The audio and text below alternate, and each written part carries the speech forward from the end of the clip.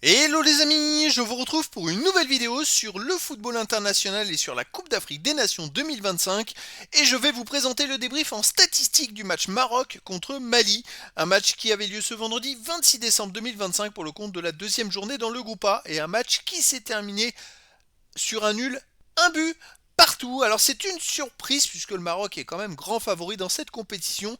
Alors dans cette vidéo on va revenir sur les buts de cette rencontre mais surtout sur les statistiques des deux équipes pour comprendre un petit peu le déroulé du match et on terminera la vidéo par le classement du groupe A mis à jour et les prochaines rencontres à venir, tous les scénarios possibles. Alors un nul un partout, c'est pourtant le Maroc qui a bien ouvert le score en première mi-temps dans les arrêts de jeu à la 45e minute, même 50e minute par Brahim Diaz sur penalty, mais en deuxième mi-temps, le Mali a égalisé à la 64e minute par Sinayoko également sur penalty pour un nul un partout. C'est une surprise, tout le monde s'attendait à voir une belle victoire du Maroc. Et ben non, c'est pas du tout ça.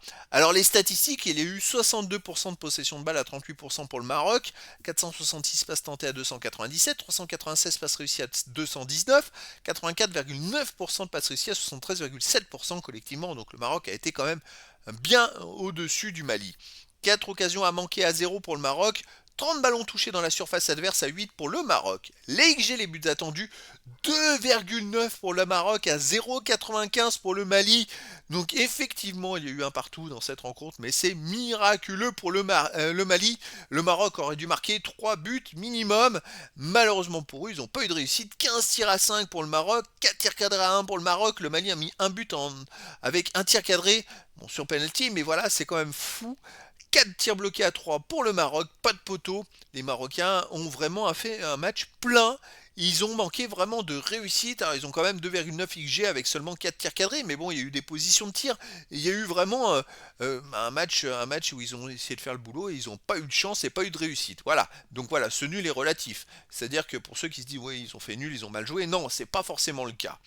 Les autres statistiques, de hors-jeu partout, 6 corners à 0 pour le Maroc, 21 centres à 1 pour le Maroc, 13 interceptions à 11 pour le Mali, 18 tacles à 12 pour le Mali, 65 duels gagnés à 57 pour le Mali, 5 dribbles réussis partout, 22 fautes à 15 pour le Mali, 7 jaunes à 1 pour le Mali, pas de rouge. Là, il y a des statistiques peut-être un peu plus équilibrées sur certaines stats, même si le Maroc a plus de corners, plus de centres. Voilà, le Mali a quand même, s'est bien battu, ils ont gagné plus de duels, ils ont fait plus de tacles réussis. Donc le Mali a quand même été chercher son match nul.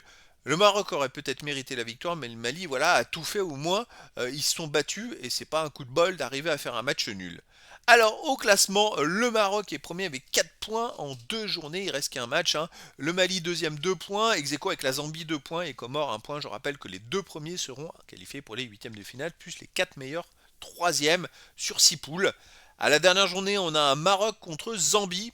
La Zambie a 2 points et doit absolument gagner s'ils veulent espérer se qualifier. Et on a aussi un Comore contre Mali, Mali-Comore. Et là, le Mali ne doit pas perdre. Il faut absolument qu'il fasse. Je pense qu'avec un nul, en espérant que le Maroc ne perde pas contre la Zambie, le Mali pourrait finir deuxième avec 3 points.